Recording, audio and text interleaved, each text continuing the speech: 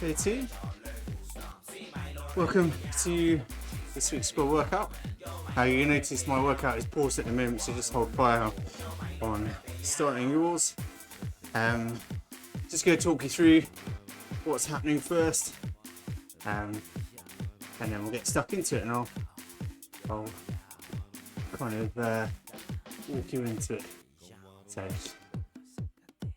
let me just get one of the many tabs close that I've got to open up. So to talk with the workout, it is very similar to the last one for a good reason. Okay, so we're still on our anaerobic depletes. This time we've got 45-second efforts and 60-second efforts. So last time it was 30 and 60. So the reason we're doing these sessions back to back with some longer sprints overall with the 45 rather than the 30, we're just looking to introduce a little bit of fatigue resistance. Okay, so that when we then come to do kind of neuromuscular sprints, you know, your sort of 20-second, 10-second, 15-second efforts, you just got a little bit more fuel in the tank, so you can focus on really like hitting out some top numbers on those neuromuscular sprints, rather than still also, you know, not really having any kind of sprint endurance in the legs. So this session is just about introducing a little bit of fatigue resistance. So when we come to like the really top end sprints, there's just a slightly bigger fuel tank to choose from. So it's got the same 15-minute warm up as last time, then a ramp with a little burst at the end. We'll then have just 3 kind of anaerobic bursts before we get into the depletions. So there's going to be 4 45-second efforts. So last time it was 6 times 30. It's going to be 4 by 40, and then we'll finish off with the same 2 by 60 at the end. So 4 45-second efforts and 2 60-second efforts. Okay, so right, just give you 30 seconds to get ready. So when the timer at my top left goes to 12, I'll be doing a little warm up so I can talk, because it's very cold. When it gets to 12 minutes, sorry, we'll start the workout. Okay, 15 seconds till we go. So if you need to pause and get yourself sorted, do so. We're ready to go in 5, 4, 3, 2, and 1. Okay, here we go.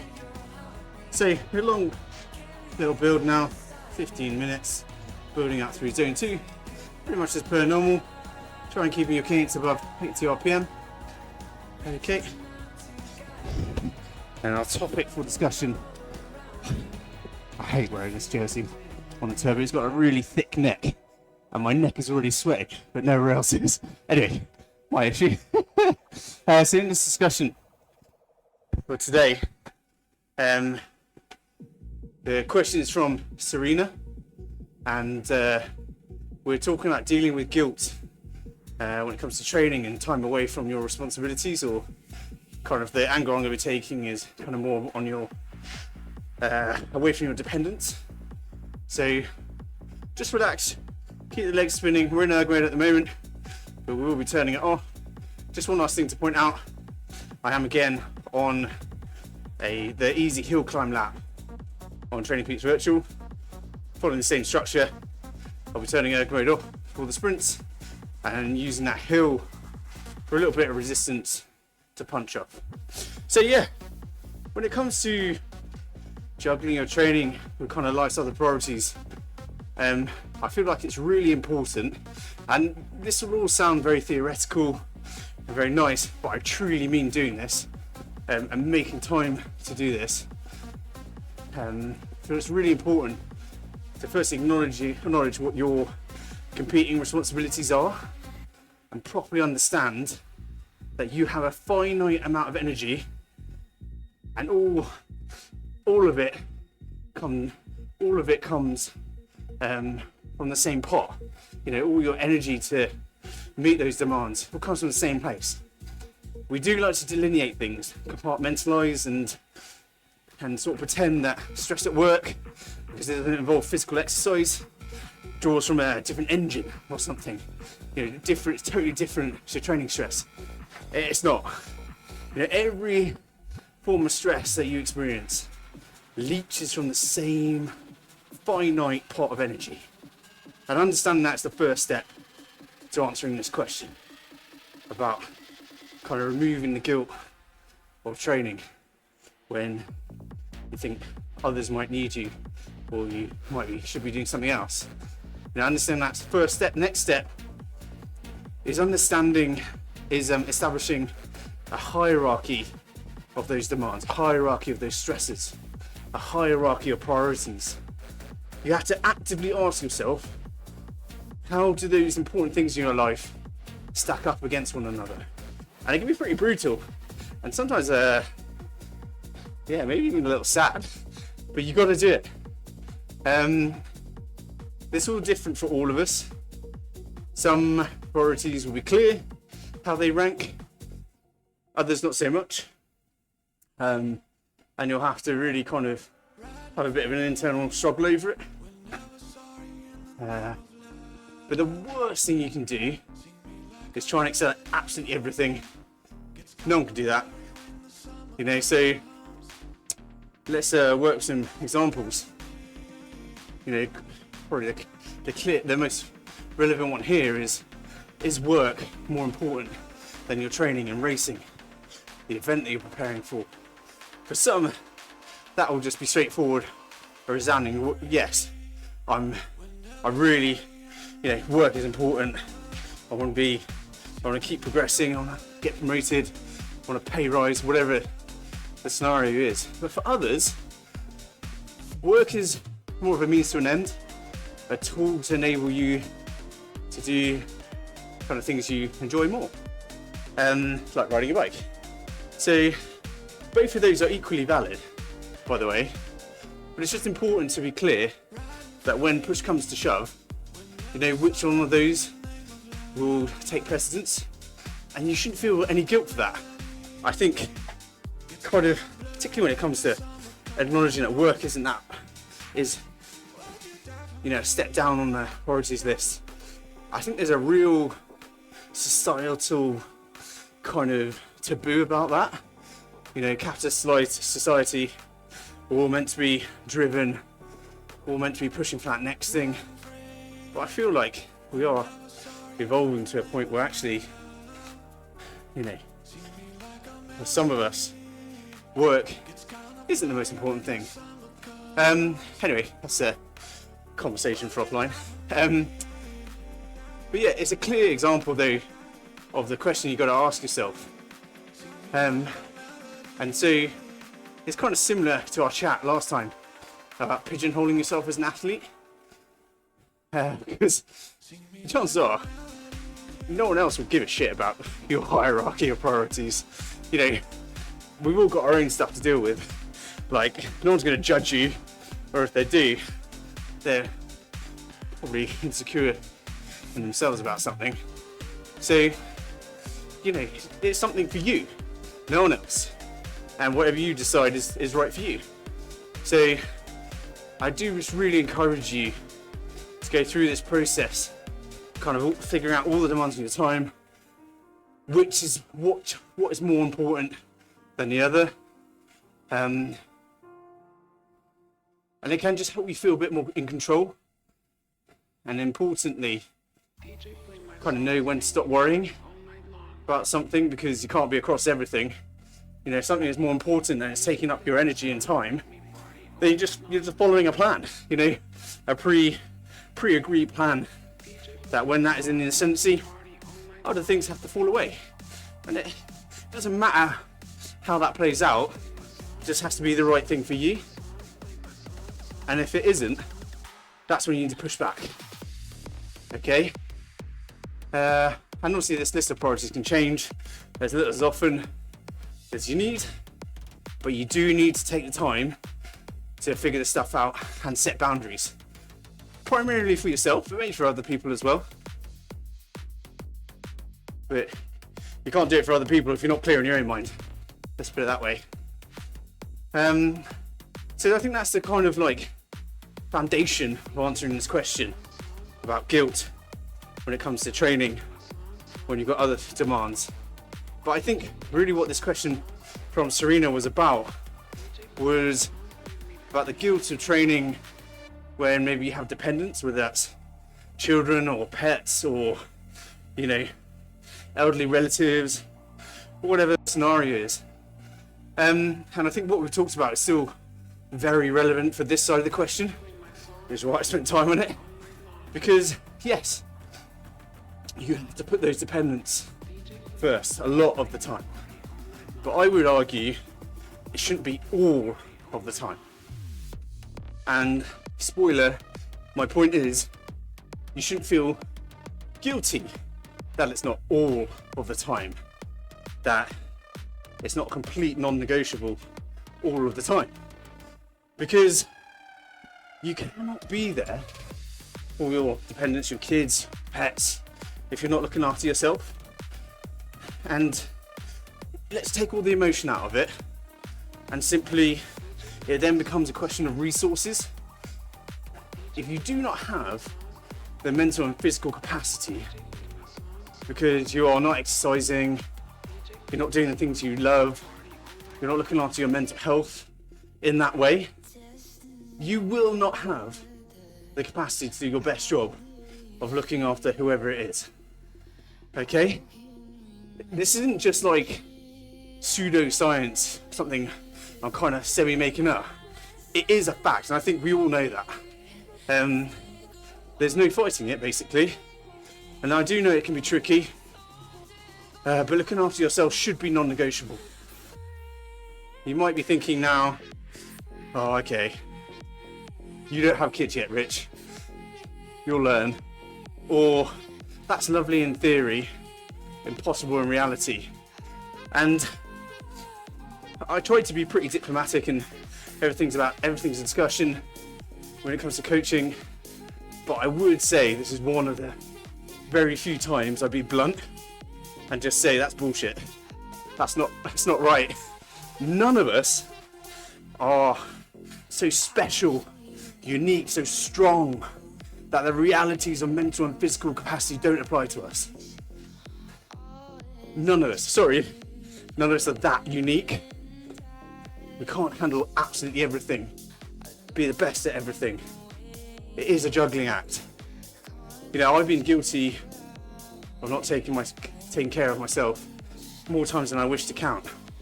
You know, it's basically the reason why my body's such a mess. You know, I'm only 37, but I'm falling apart at the moment. And the issue has never been my wife, the dog, my family, my friends. In this context, the issue is always me setting unrealistic targets and expectations for myself. As an athlete, as a husband, a dog dad, and probably a human dad soon too, you can't do it all perfectly. You have to carve out space, you have to lean on other people. You have to be selfish. Sometimes. And you have to figure out how to be selfish, which can often be the first issue. And most importantly, you shouldn't feel guilty about any of that, because it is just point blank necessity. If you are not okay, making sure others are will be unsustainable. And so, kind of circling, gosh, I don't want to use that corporate term, circling back.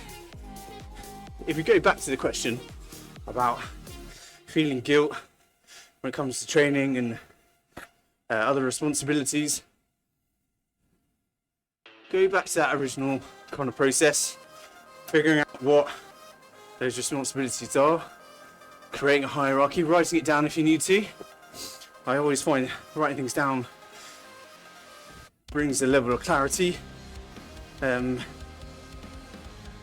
it down, figure out what your hierarchy is, what the non-negotiables are, and pretty high on that list should be yourself. And if it's not, That's, you know, that is an issue. That's not healthy.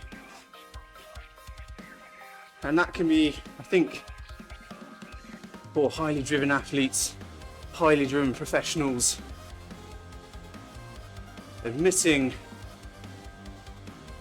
that you need more, you need your time, can be tough. And I have seen it with athletes with young children in particular. There's obviously a limit to what I can say to them, because I don't know every facet of their lives. But I think I can say with a certain degree of authority that I have worked with a number of athletes who haven't prioritised themselves enough.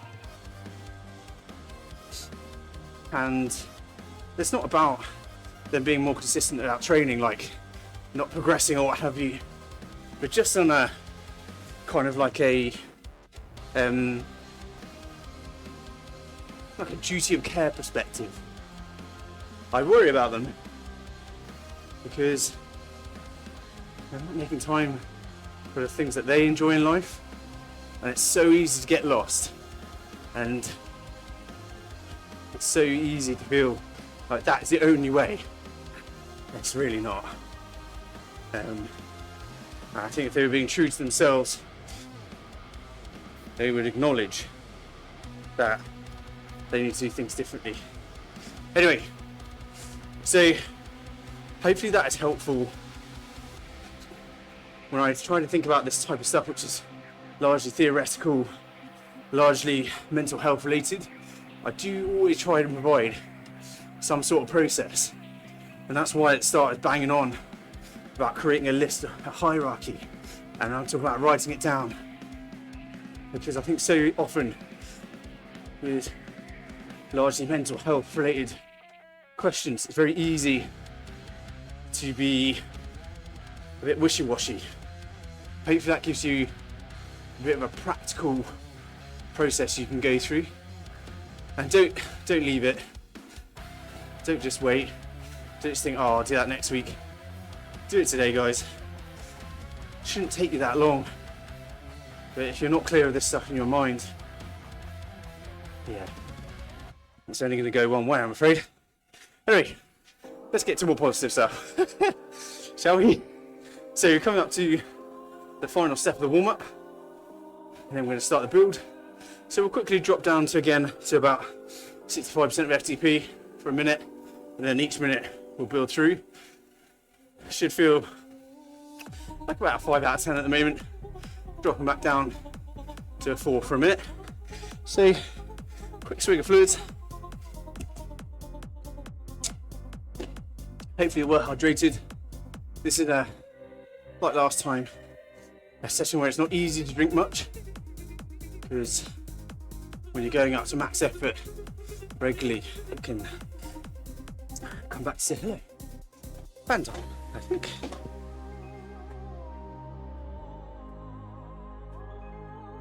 Gosh, I never thought I'd get to this point. Putting a fan on. It's so cold today.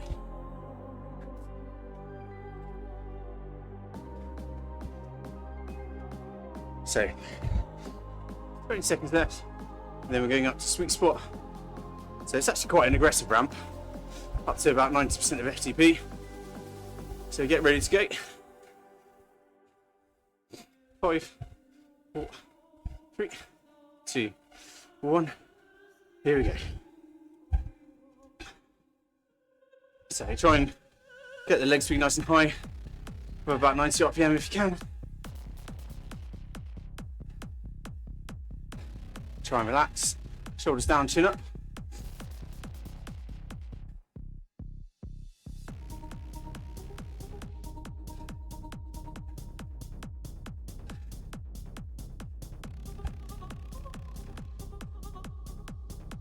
Okay, 30 seconds, then we'll increase a bit more to about 110% of FTP.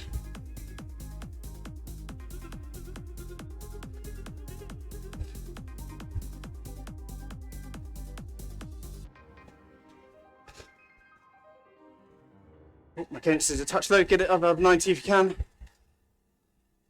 Ready to lift. 2, 1.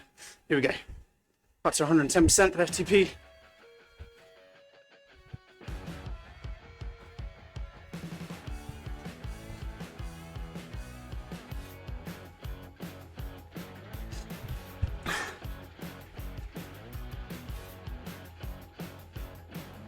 Okay, 40 seconds.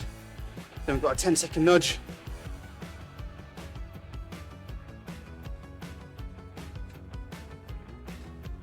30.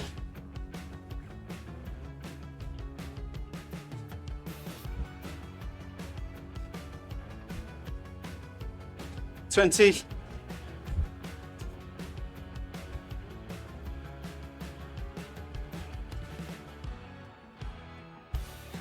10 seconds. Then we go for a little nudge for 10. 5, 4, 3, 2, 1. Here we go. Just a little nudge. Just open up the legs a bit. 3, 2, and 1. Relax. Back down to about 65% of FTP. And let's get erg mode off. So I'm going, setting it to terrain.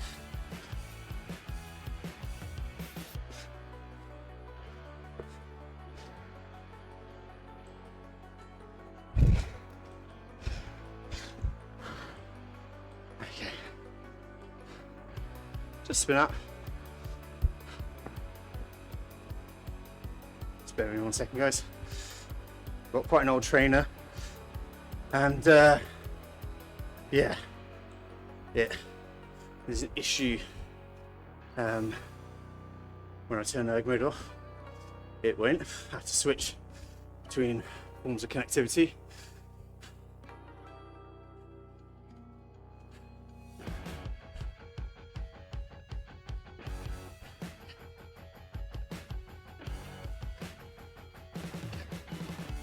That's it.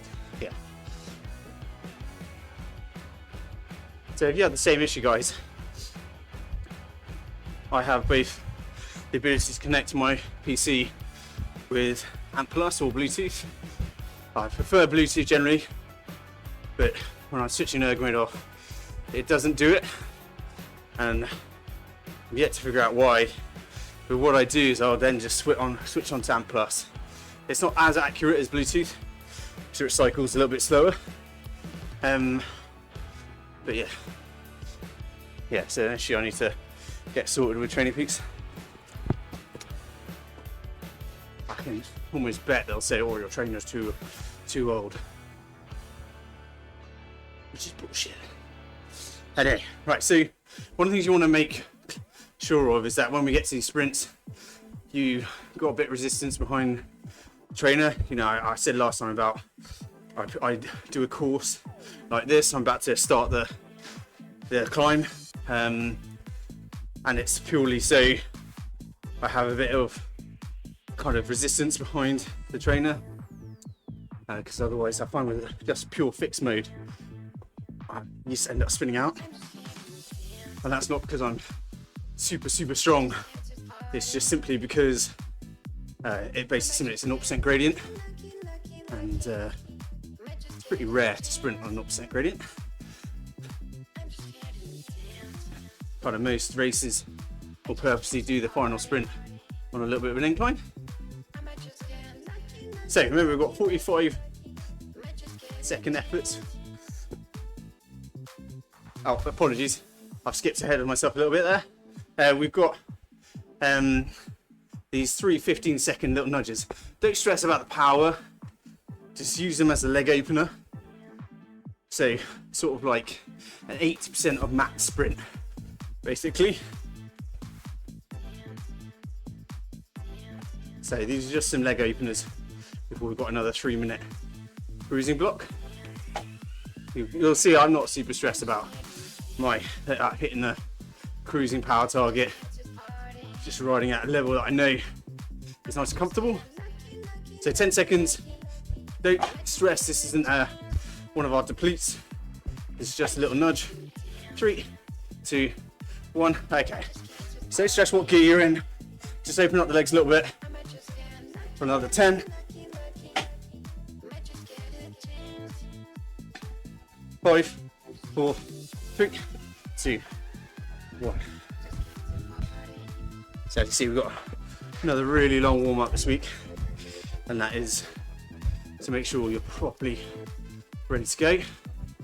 45-second recovery, and then have 2 more little nudges. Hopefully you also remembered to check your best peak power in 45 and 60 seconds. If not, feel free to pause it, have a little check on Training Peaks or Golden Cheetah or Strava, just so you know what target you're trying to hit in the depletes. The target we give are semi-arbitrary. Okay, next nudge, here we go.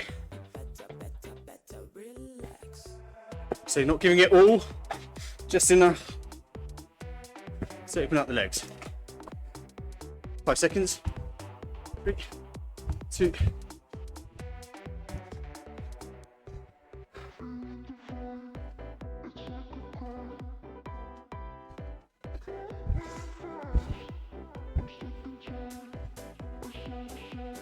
Alright guys, just one little leg opener to go, and a 3-minute cruise period before we get into the meaty stuff. So it's only 6 efforts of the meaty stuff today. Hopefully that helps a little bit in terms of focus, motivation. Or then let's just hit this final leg opener before we can cruise. Ready? Here we go.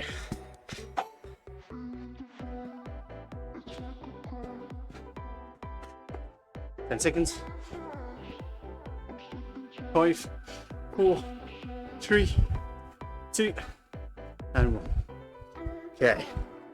So, as the note says, just a final reminder to make sure you've got erg mode off. We want your best possible numbers. It's not a test, but I would say any sprints really should be a sprint, should be max effort. What you've got in the tank on the day. So we've got another 2.5 minutes now of just chilling out. So get into a nice easy gear that you can spin around 65% of FTP or a 4 out of 10 effort. Don't stress about the power target. I know that can be difficult for people. They want prescription, but hopefully over the course of this series, we'll teach you a little bit of independence when it comes to these sessions, and just give you some tips so you can scale, alter, so you can get the best out of yourself on the day.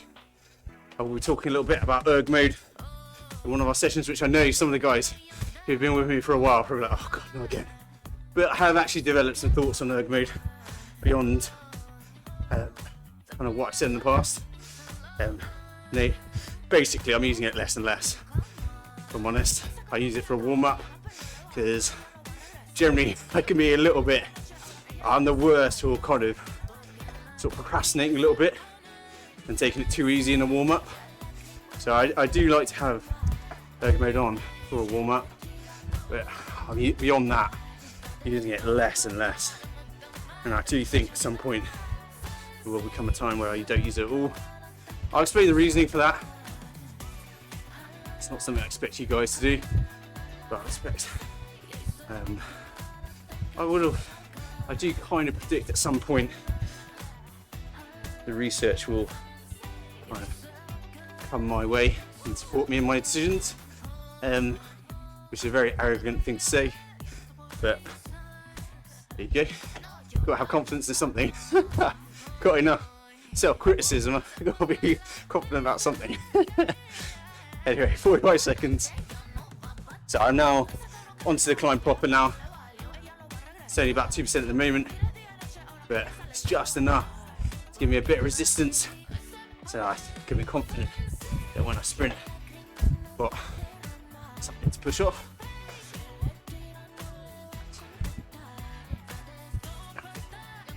So 20 seconds to go, I'm going to shift into the big ring, get into a gear I can drop down off to start.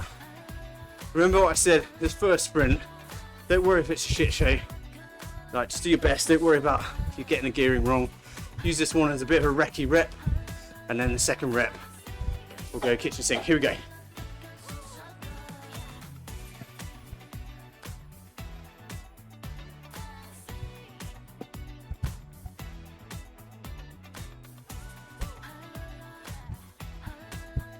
"30 seconds.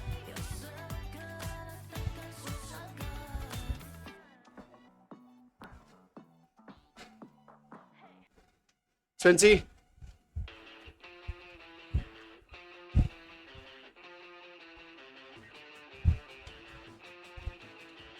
Okay, push on a time of 10. 5, 4, 3, 2, and 1. And relax. Good stuff, guys.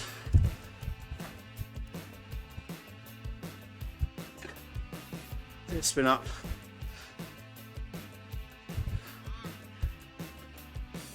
Got a lovely 5 minutes of recovery.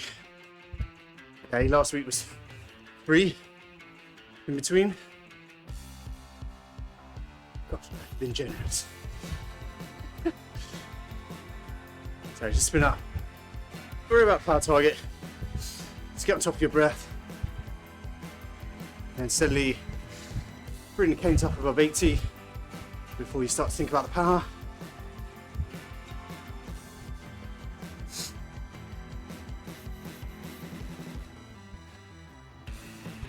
Well done, guys.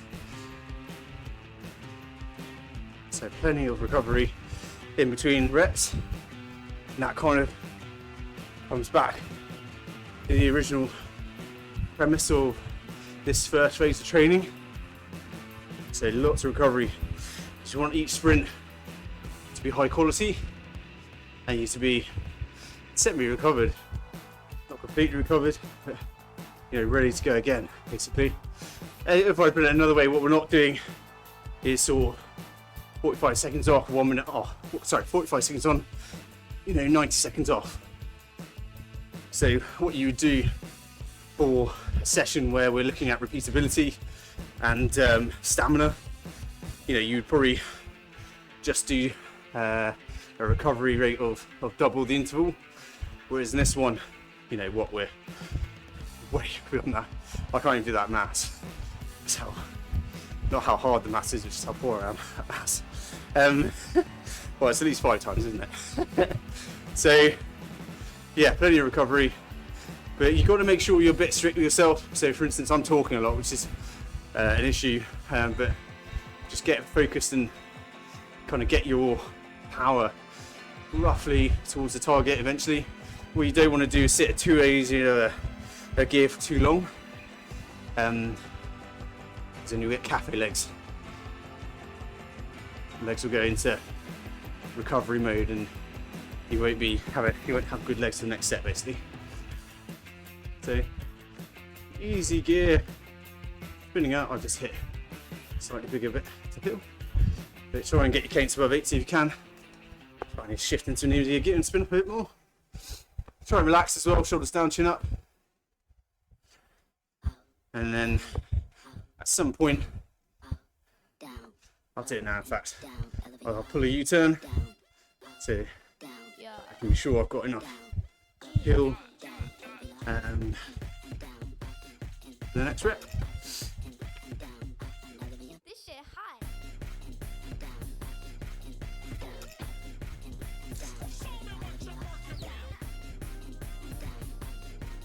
And what doing a U-turn and kind of going up and down does, it also provides me just a little bit of an opportunity to shift into the big ring, but then still stay at recovery level.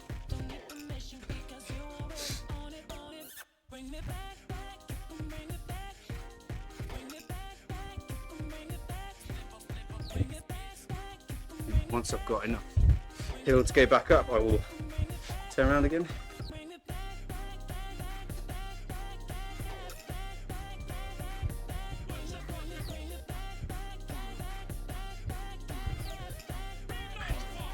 So that first rep, hope you had a really good first rep, but if you kind of fuddled it a little bit, or you just needed a sort of sighter rep, then let's make the second one properly big. This shit hot. So I'm just gonna wait for another 10 seconds and that'll turn around.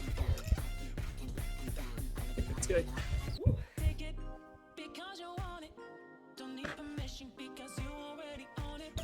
Don't need to fake it because you want it. Don't need permission because you already Turn myself around. bring it back. You see, it takes a few seconds, so you've got to be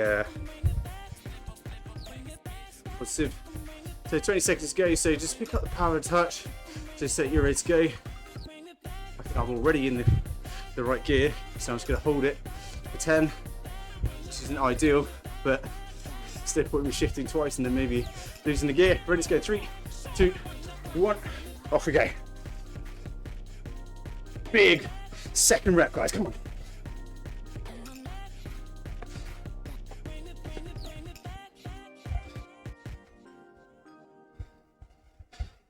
Let's go.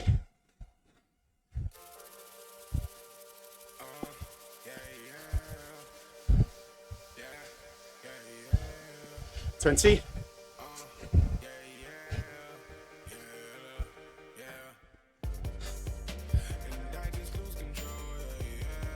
Okay, lift for 10.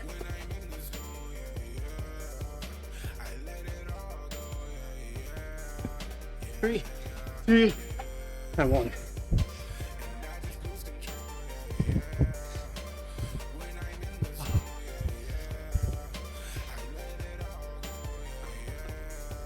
Seconds. Feels like forever.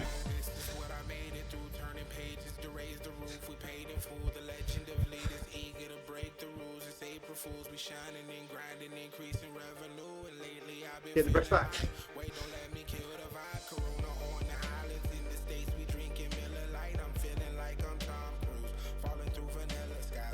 Got your breath back. Pick up the cadence. Back above 80.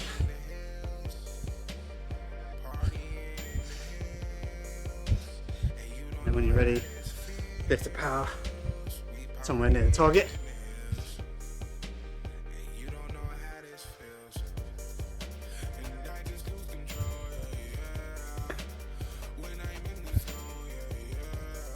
Just so you're recovering at rate that's easy, not too easy.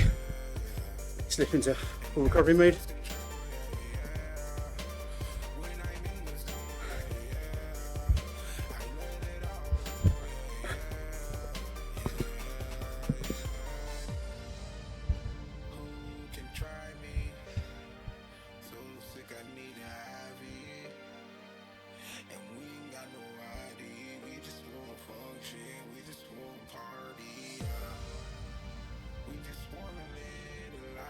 Well done, guys. So that's 2 down. 2 to go for 45-second reps.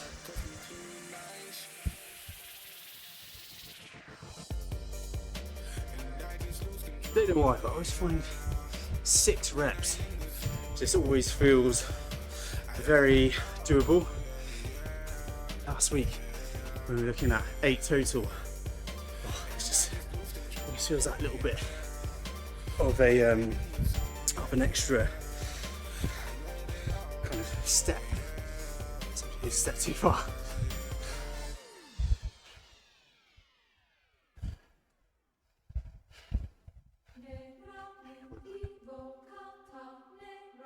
So approaching halfway. Recovery. Okay, 2.5 minutes to go still. So spinning up nicely.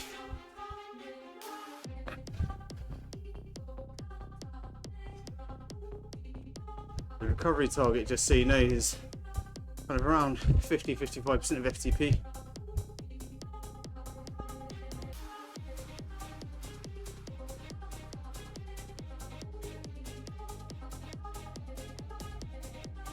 Cool.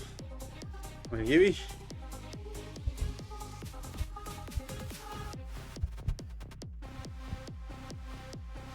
It's a big chain ring. Just continuing a little spin up. Guys, 2 more 45 reps, and then 2 1-minute reps. So just 4 more reps in total. If that sounds very manageable to you right now.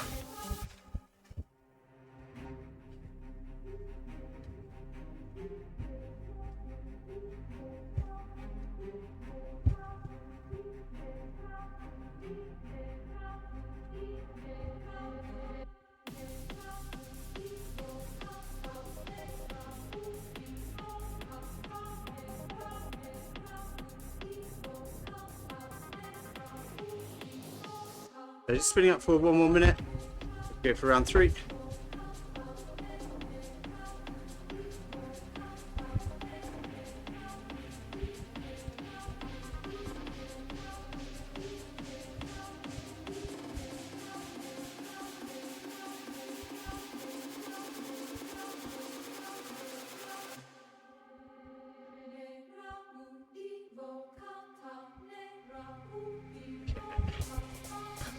That's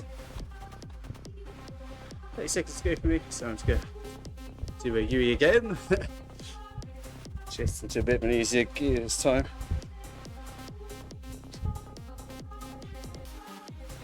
Bit of an easier gear, 15 seconds. I just have to shift down 1 or 2 gears just before, just so I have gear. It's very tempting just to roll a big heavy gear until you start sprinting. Okay, ready to go? 3, 2, 1. Okay.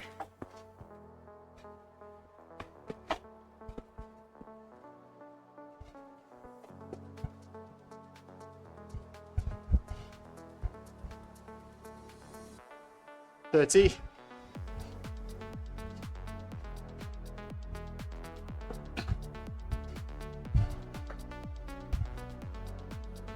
20. Ready to kick. Okay, kick for the final 10.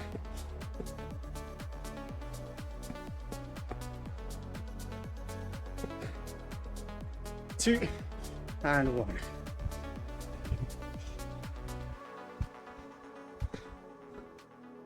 Well done, guys.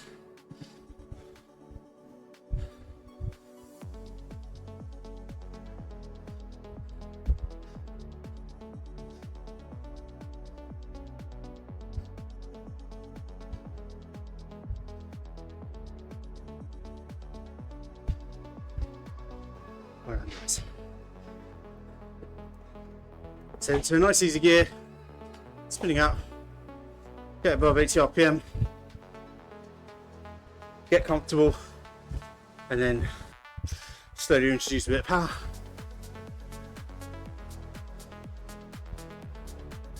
You're halfway through the sets, just 1 more 45-seconder, and then you're already onto the penultimate rep. Well done, guys.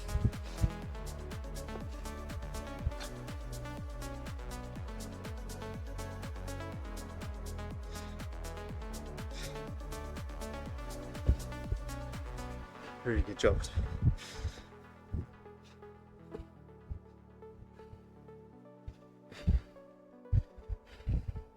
It's tough stuff. I think about it this way, you could be doing sort of 10-minute FTP intervals, which is the worst.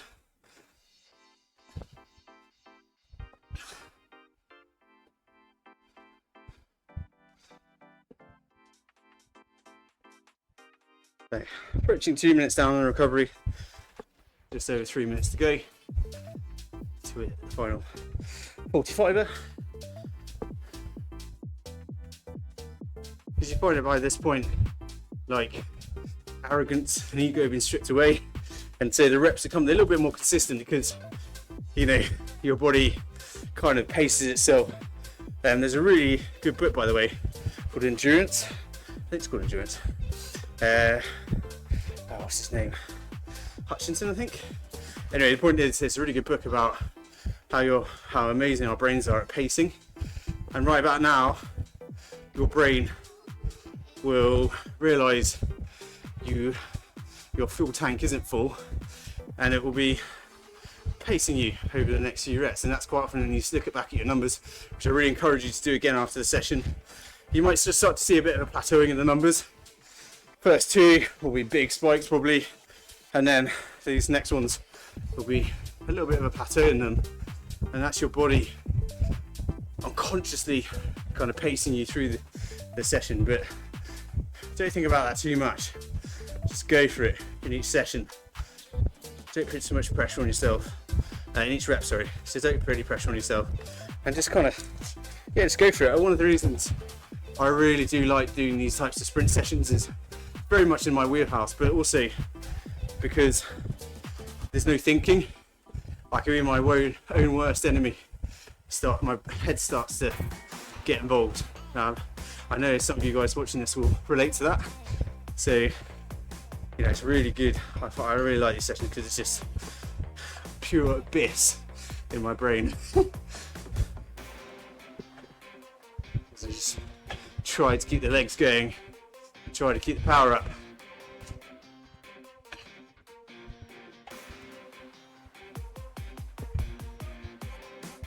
Just a little over a minute. Spinning happy. Just try and enjoy the moment of calm.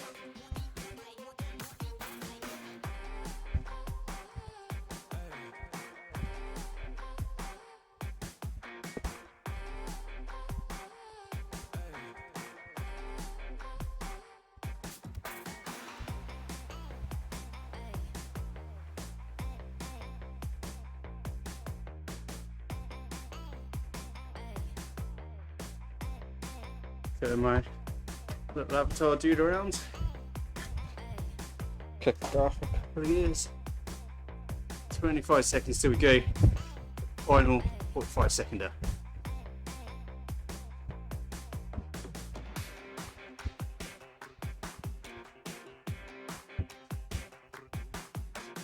Ready to go again at 10.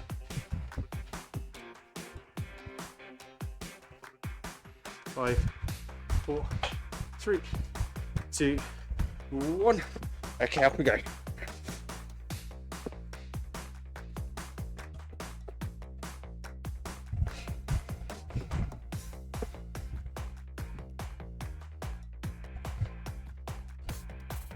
$30.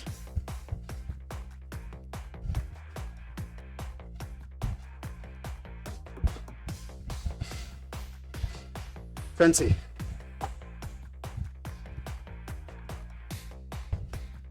Kick for the last 10. Ready? Okay, let's go.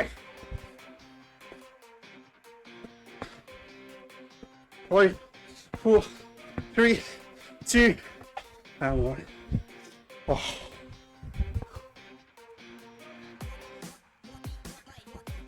Oh.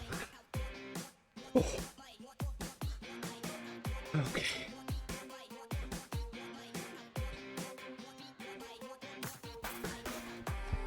Easy gear.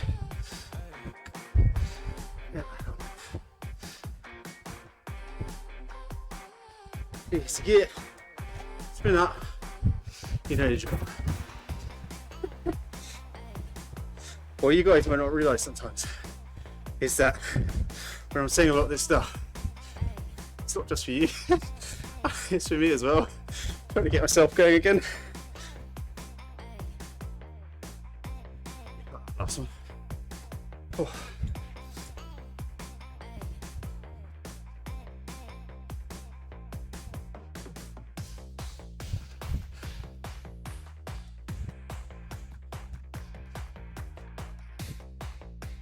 Okay, back above 80 RPM.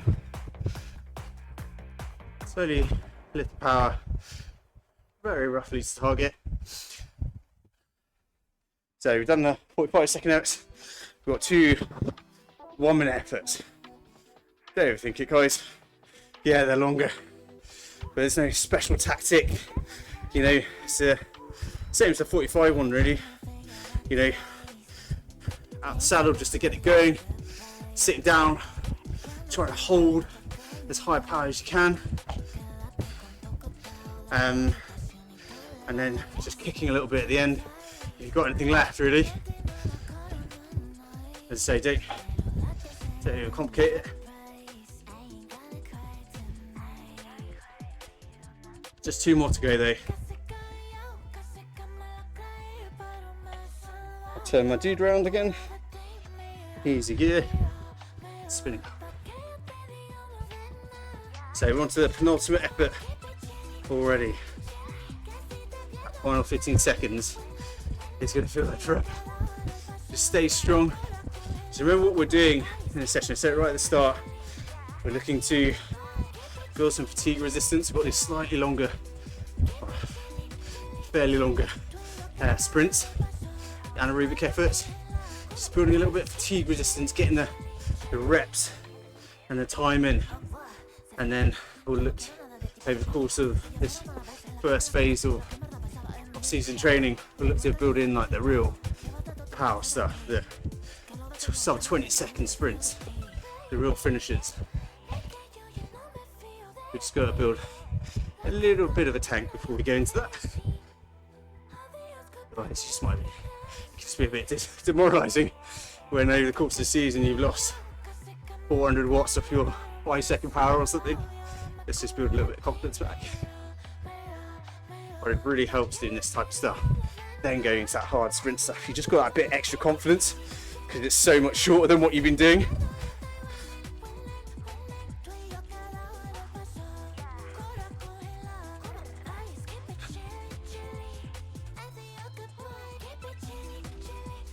So just about 90 seconds.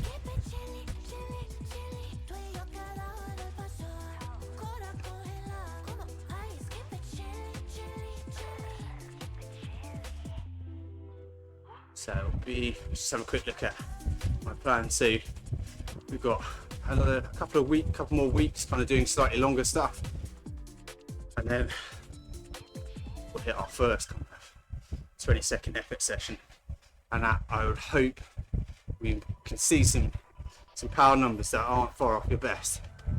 Okay, so another couple of sessions after this, doing some longer stuff, which is similar to what we've been up to. One's actually a course-based session, which is I always really enjoy doing.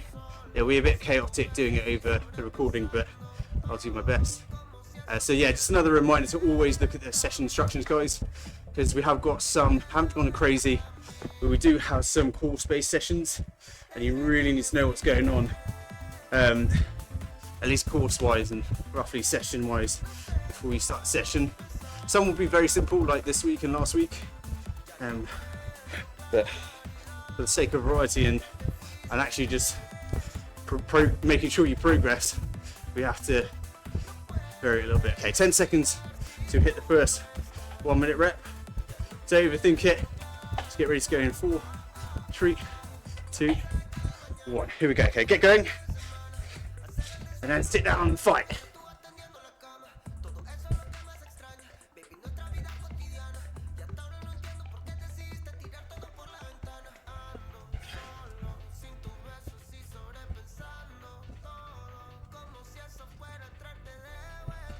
$40.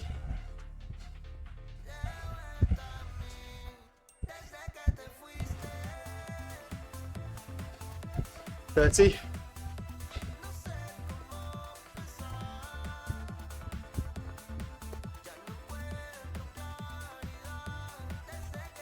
20, come on.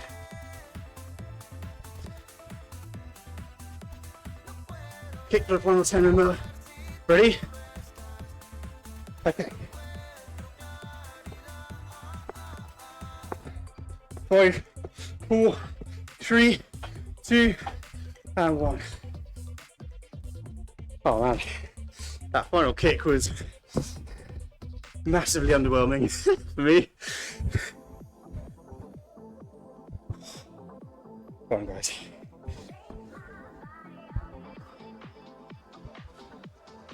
Okay. Spin up. Get the breath back.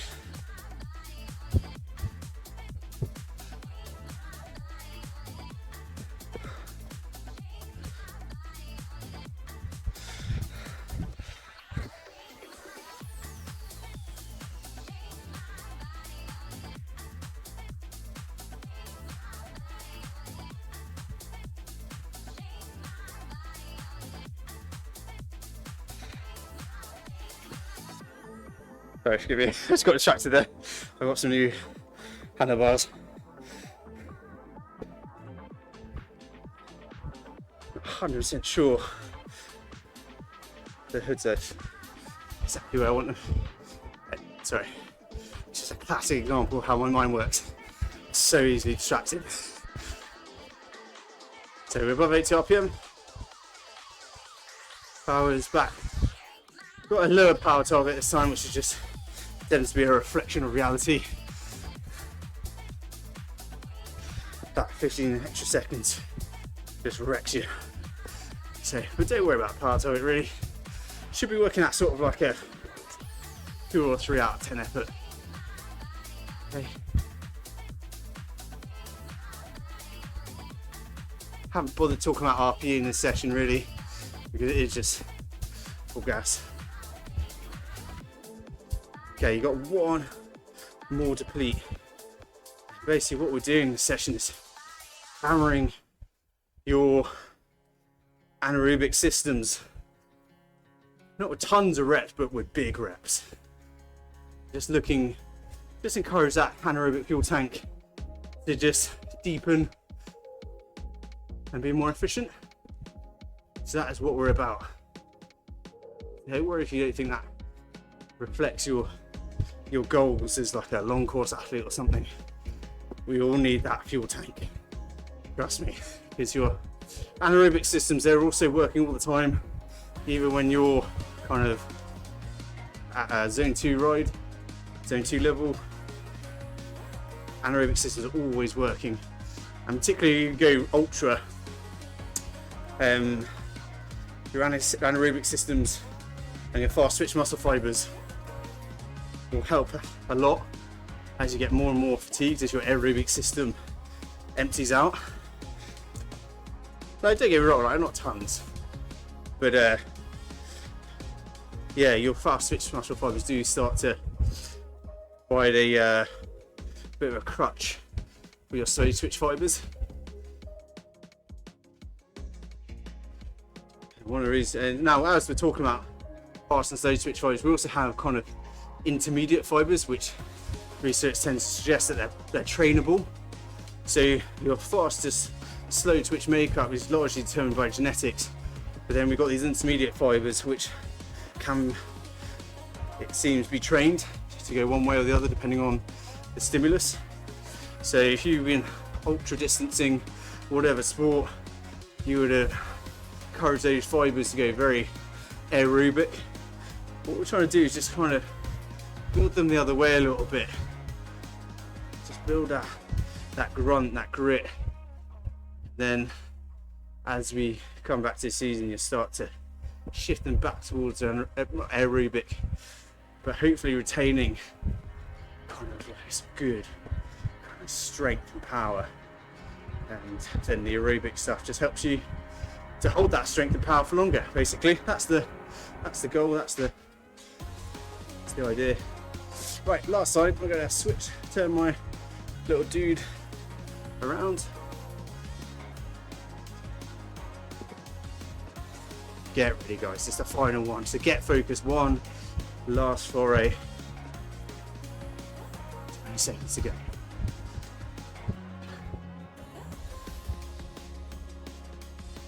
This last rep, this is pure kind of fatigue resistance now. Your legs are inevitably full of lactate. Can you still go for it? You can say 3, 2, 1, here we go. Build, kick off, sit down and drive.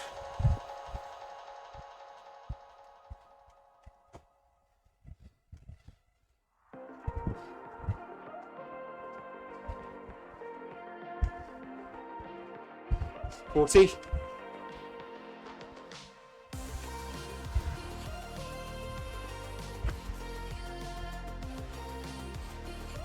30.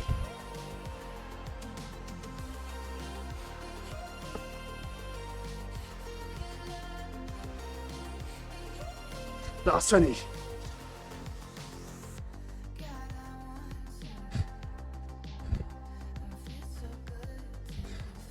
Final kick. Here we go. 5, 4, 3, 2.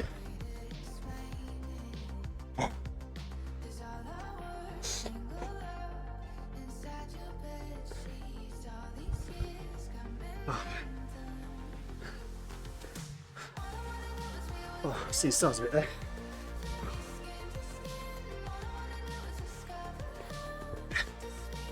Well done, guys. Let's get your breath back.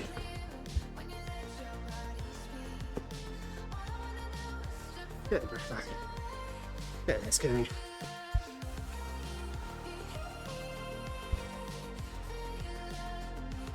Into a nice easy gear. Spin out the legs.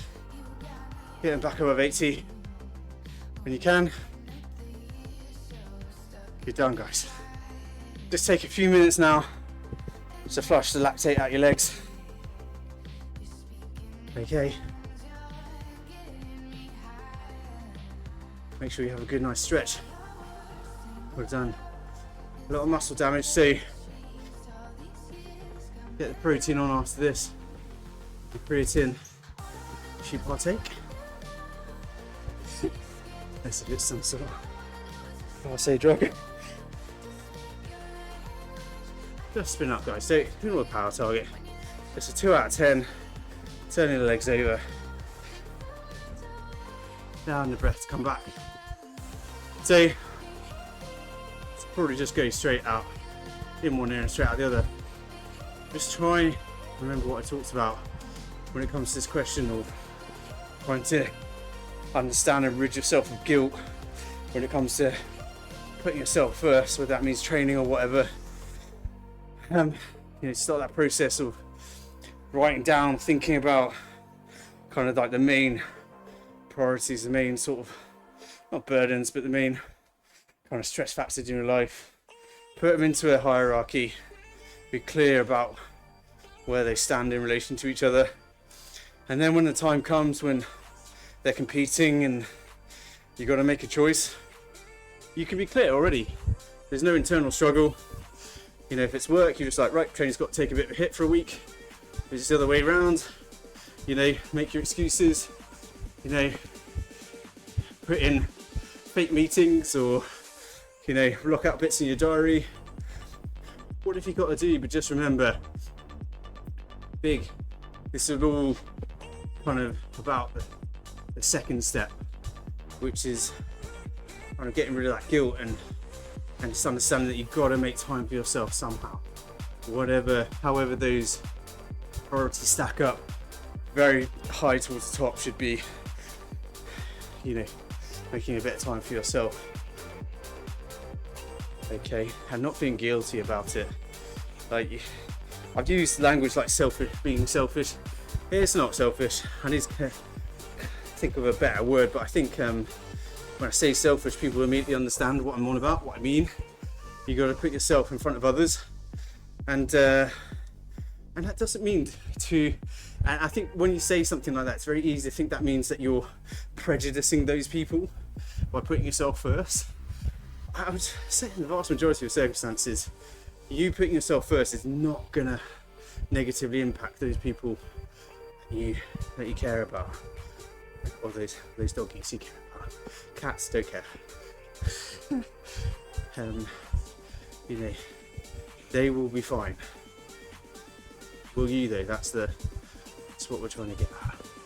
Anyway, probably too knackered to really take any of that in, but hopefully at the start of the session you absorb some of it. But yeah, really a lot of thanks to Serena for that question, and to all of you guys who provided questions. It really has helped put these sessions together, just having confidence that you guys care what I'm talking about. So yeah, anyway, just chill out another 40 seconds and then I'll ring off. And final thing, hydration. Start drinking again, get the fluids back on board. If you can, as I've said on other sessions, try to get hydrated before a session, because really actually the fluids you take on board in a session, they're not actually going to get to your system to be that helpful in a hour or so session. So try and get really very hydrated beforehand. Hit an electrolyte drink 60-90 minutes before a session. Make sure you're well fueled, something sugary if it's within an hour of the session. But make sure you're ready. There you go, guys. Thanks very much for your order company, and see you next time.